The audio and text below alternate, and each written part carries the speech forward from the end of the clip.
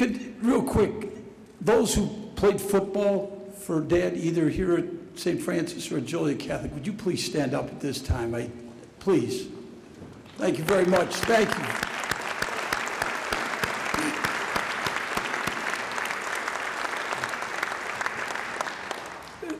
Next speaker is a young man. We're about the same age right now, but he was once my brother-in-law. He was also once my boss. I was his boss. Then he wasn't my brother-in-law. He did have the opportunity to play for my dad. An amazing man. And I'd like to bring up Jack Szymanski right now. Jack.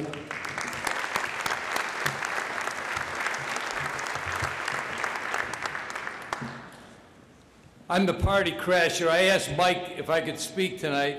Thanks a lot for putting me between Sharpie and Sully. First of all, how many here were at the services over at St. Ray's today? Raise your hand, please. Father Tim is not here, is he? That's too bad, because we're going to have him sit over there, and every one of you that wants to have him say you're the Mass for when you die, you could sign up for that, because that was unbelievable. Agreed? Agreed? And also, before I go any further, I had the opportunity and the good fortune to have two great parents, and I gave the eulogies at their, at their masses or whatever. Billy, what an unbelievable job you did today.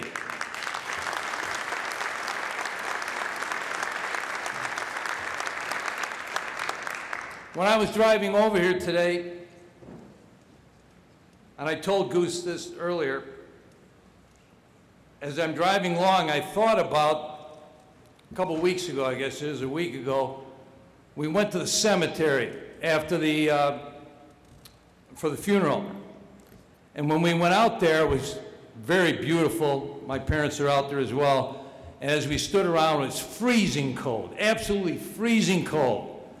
And as we got through, as Goose would always do, he stood up, kind of lightened the mood by saying, hey, you know what, last night, Dad called me, or a little while ago, Dad called me, and with the weather the way it is, the games are off today. They're absolutely off.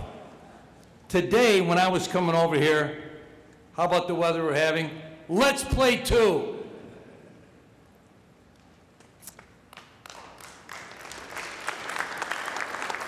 Before I go any further, I would like to acknowledge two people. One, Dick Goss.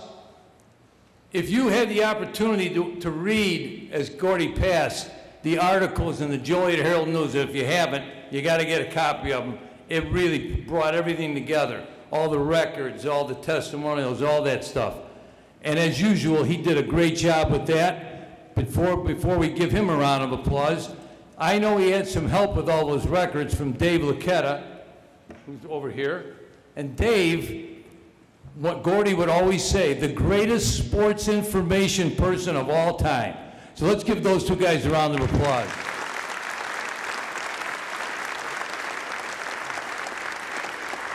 I do have one bone to pick with both of those guys. You forgot that Gordie coached high school baseball at Joliet Catholic, 1950 and 1951. Well, you know what, I think second thoughts, maybe we would have leave that unsaid, because his record was 16 and 17. I guess that's the toughest coaching job to be, is a Joliet Catholic baseball coach. But how about those 110 seasons that he coached?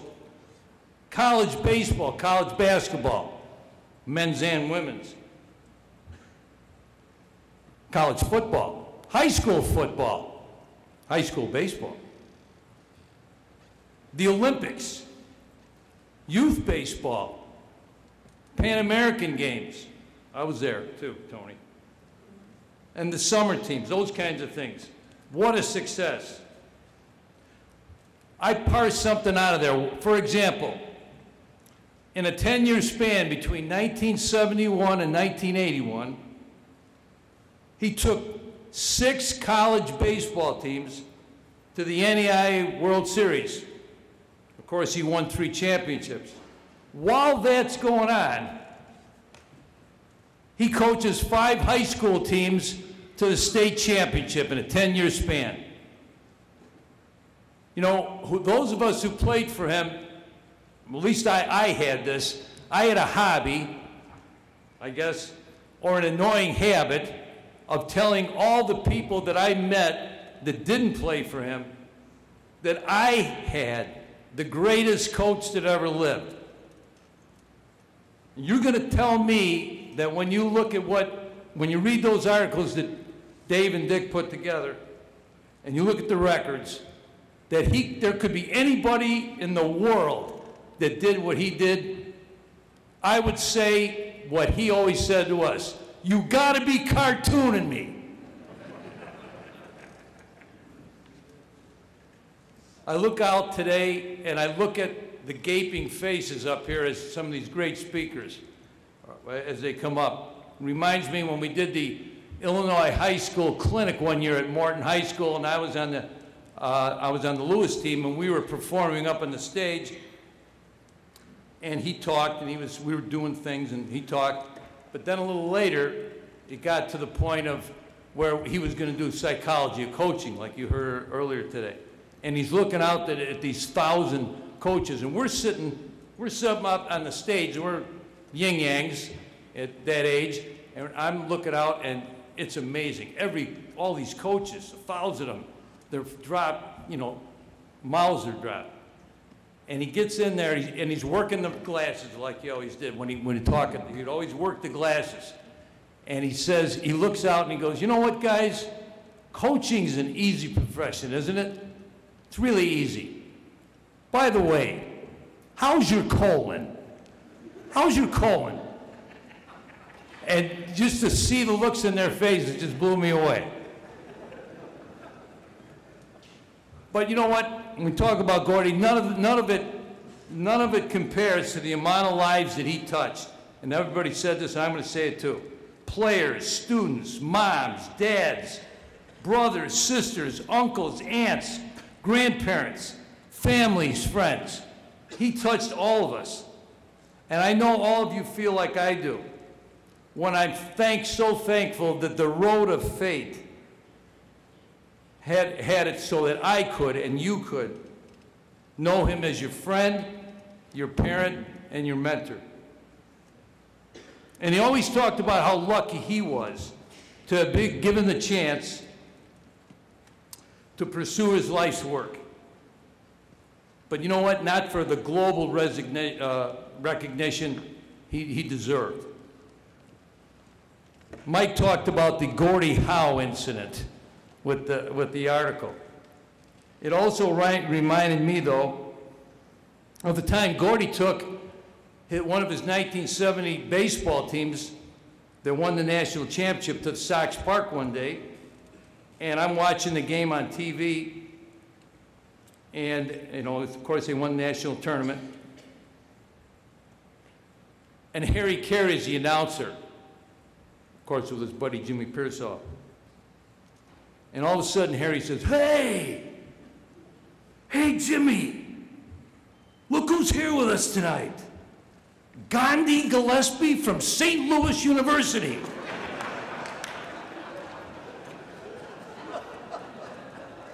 You know what? Harry would have been right on if he stopped with Gandhi and Saint.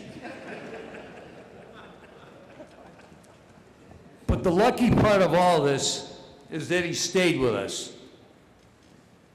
And he didn't listen to the train whistle for bigger and better things.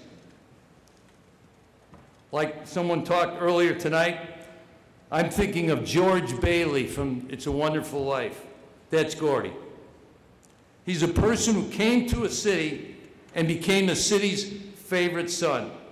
He established a terrific family and friends base that allowed him to deny the tempting whistle, to stay true stay true to the important work that was his calling.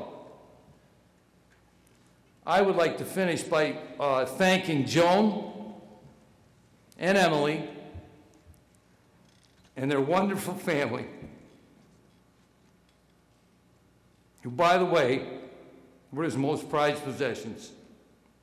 Thank you for sharing his heart with all of us.